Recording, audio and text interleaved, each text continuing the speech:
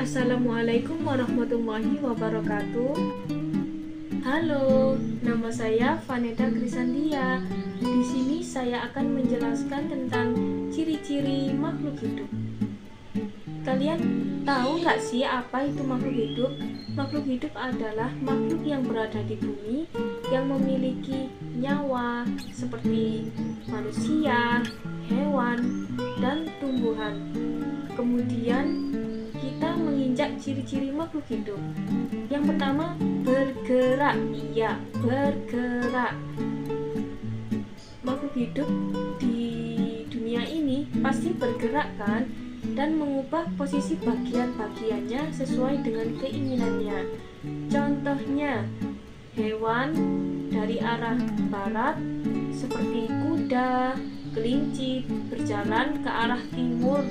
Kemudian kelinci dari arah selatan melompat ke arah utara.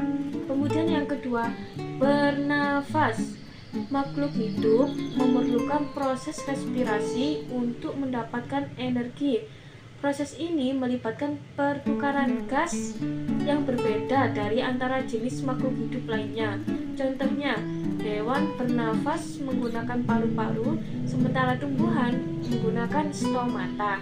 Kemudian yang ketiga, tumbuh dan berkembang. Makhluk hidup pasti tumbuh dan berkembang kan? Contohnya nih, misalnya dari biji menjadi pohon, sedangkan mengalami metamorfosis seperti kupu-kupu yang sebelumnya menjadi larva. Kemudian yang keempat, memiliki sel.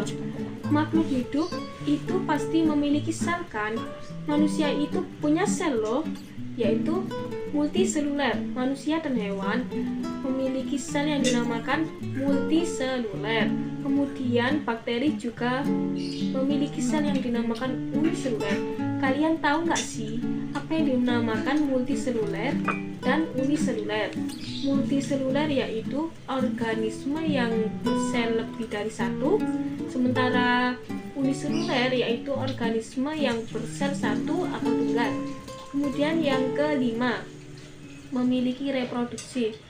Makhluk hidup dapat berkembang biak untuk menghasilkan keturunan, baik secara seksual maupun aseksual. Proses ini penting untuk mempertahankan spesies mereka agar tidak punah. Kemudian yang keenam yaitu respon terhadap rangsangan. Makhluk hidup mampu merespon rangsangan dari lingkungan kan?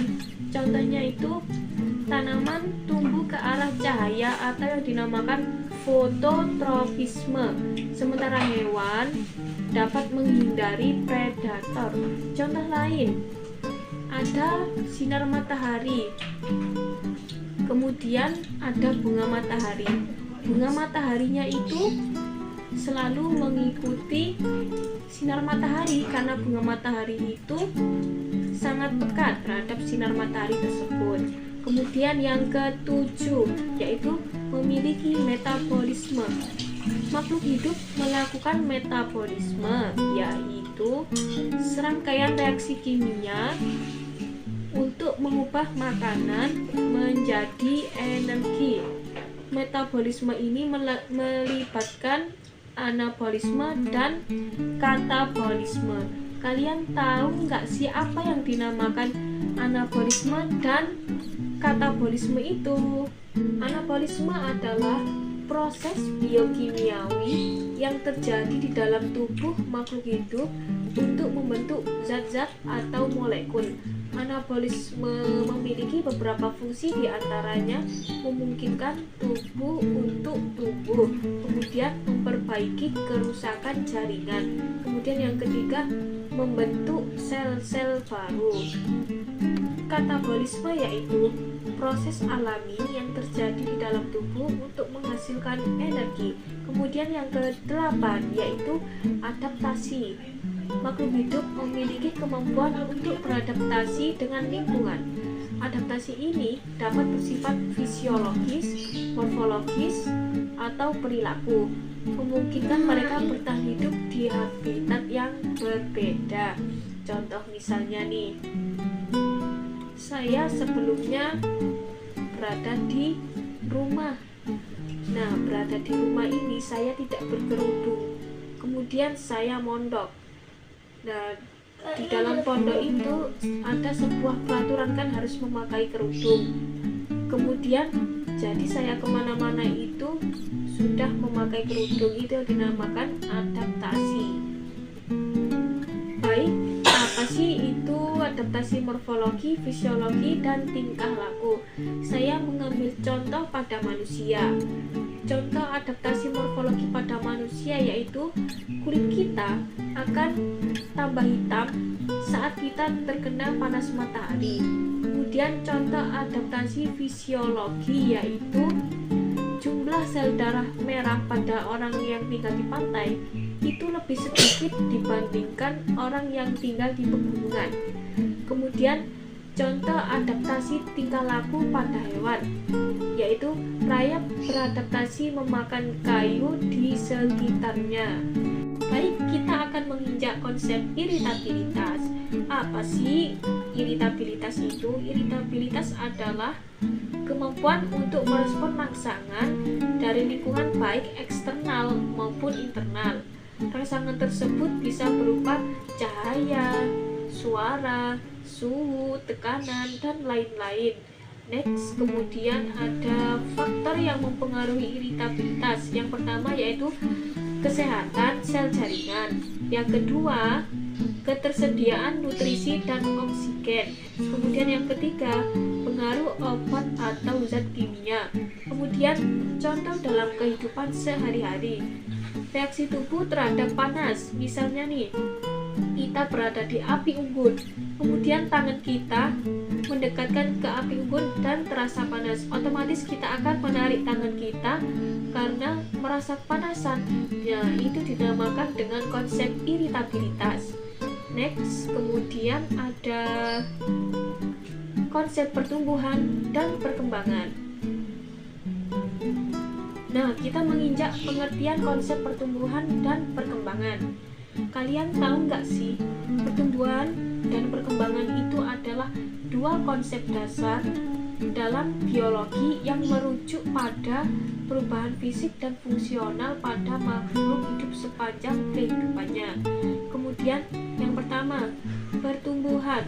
Pertumbuhan didefinisikan sebagai peningkatan ukuran baik fisik organisme dapat diukur dari bentuk, massa, volume, dan panjang. Kemudian yang kedua yaitu perkembangan.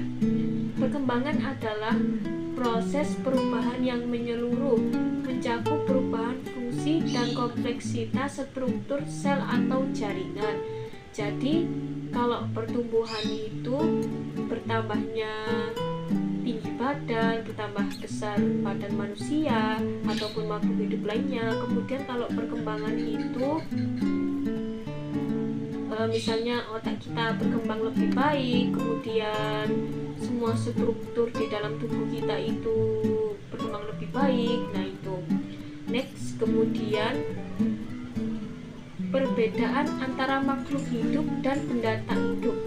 Yang pertama, makhluk hidup itu memiliki ciri-ciri khusus, yaitu pastinya bernyawa kan, yaitu memiliki perkembangan, bisa reproduksi, bisa merespon terhadap rangsangan, dan contohnya makhluk hidup itu meliputi manusia, hewan, tumbuhan.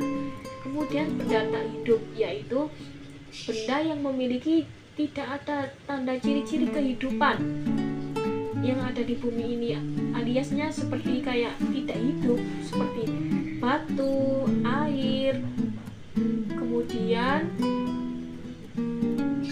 tanah dan sebagainya. Dan kemudian kesimpulannya dari ciri-ciri makhluk hidup yaitu memberikan pemahaman yang mendalam tentang kehidupan dan keberagaman spesies di bumi. Memahami ciri-ciri ini sangat penting untuk menghargai dan menjaga keberadaan makhluk hidup serta lingkungan sekitar. Upaya pelindungan lingkungan merupakan tanggung jawab untuk memastikan keberlanjutan keberlangsungan kehidupan. Nah, jadi kita sebagai manusia harus saling sayang ya sesama makhluk hidup. Cukup sekian, terima kasih. Wassalamualaikum warahmatullahi wabarakatuh.